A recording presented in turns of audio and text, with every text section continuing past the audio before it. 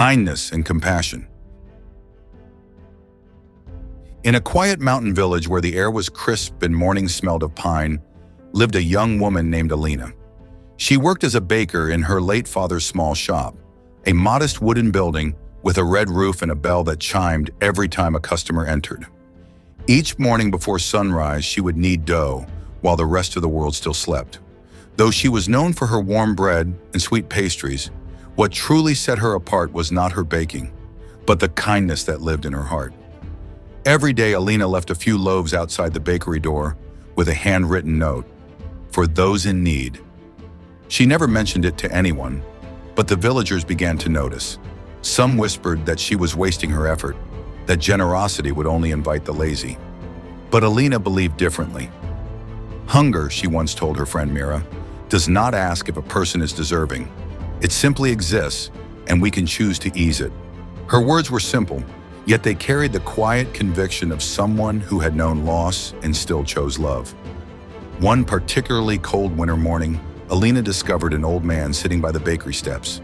His coat was torn, his hands trembling from the frost. She didn't ask who he was or where he came from. Instead, she invited him inside, gave him a cup of hot tea, and placed a warm loaf in his hands. "You must warm up," she said softly. The man nodded in silence, his eyes welling with tears. He had been traveling for days, searching for work after losing everything in a city far away. That night, Alina let him sleep by the oven, the warmest spot in the shop. Word of Alina's kindness spread through the village like the scent of her bread. At first, people came out of curiosity. Then something unexpected began to happen. The blacksmith started offering free repairs for those who couldn't afford them. The tailor began sewing old clothes into blankets. Even the skeptical innkeeper began leaving baskets of apples by the roadside. Alina never asked anyone to follow her example. She simply lived her truth, and others found themselves inspired by it. Weeks passed, and the old man, whose name was Thomas, became part of the bakery. He swept the floors, fetched water, and whistled as he worked. The villagers grew fond of him, though few knew his full story. One evening, as snowflakes danced outside the window, Tomas shared his past. Years ago, he had been a merchant, successful but prideful.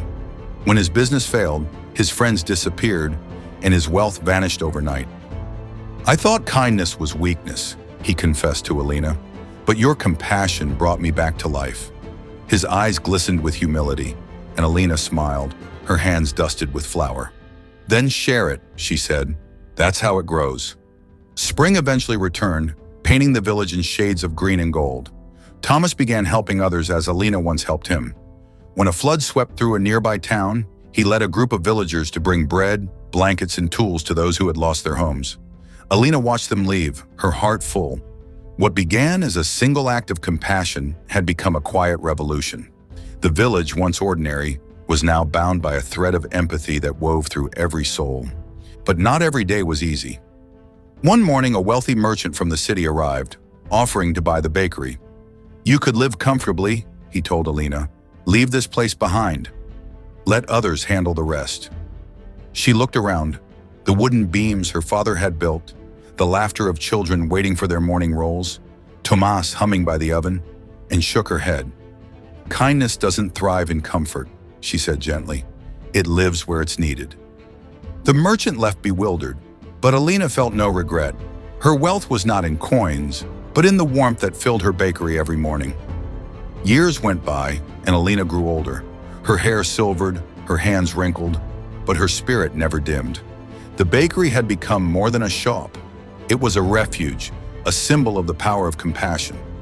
Children who once came for bread now brought their own children, passing down her lessons as if they were family recipes. "Be kind," she would tell them, "not because the world always deserves it, but because kindness is what makes the world worth living in."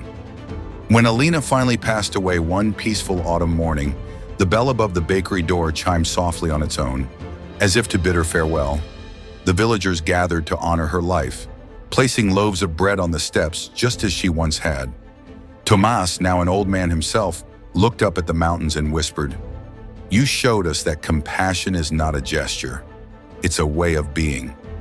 That evening, as the sun dipped behind the hills, the scent of fresh bread filled the village once more.